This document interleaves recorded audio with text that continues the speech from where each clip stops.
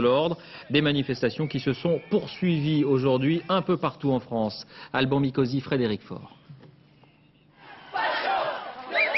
Ils ont 16, 17 ans, trop jeunes pour voter mais pas pour se faire entendre. À Poitiers, ville de Charles Martel, dont l'extrême droite se réclame parfois, 600 lycéens ont improvisé un cortège pour exprimer leurs inquiétudes. L'extrême droite, c'est pas normal au deuxième tour, je suis désolé, c'est quelque chose qui devrait pas arriver et vraiment, faut que ça cesse.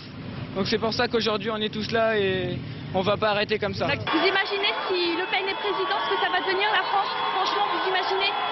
La jeunesse comme nous, il n'y a plus de France. De Brest à Nice, de La Rochelle à Besançon, on estime à plus de 30 000 le nombre total de manifestants.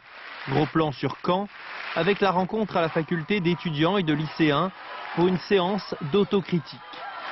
40% des 18-25 ans n'ont pas voté. C'est-à-dire que 40% des 18-25 ans ont laissé les gens du Front National s'exprimer. Parce que le Front National, son électorat, lui, il se mobilise et il va voter. Un cortège s'est ensuite formé, fort de 4000 personnes. Il a traversé le centre-ville, beaucoup de jeunes, quelle que soit leur sympathie politique, ont promis de ne pas oublier d'aller voter le 5 mai pour Jacques Chirac, même sans enthousiasme.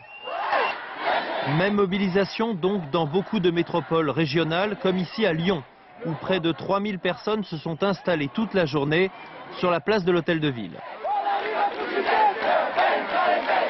Autant de manifestations spontanées qui se sont dispersées sans incident. Au moment où démarre à Paris un nouveau rassemblement dans le quartier de la République, 4 à 5 000 personnes à l'appel du Parti communiste, de la LCR ou des Verts.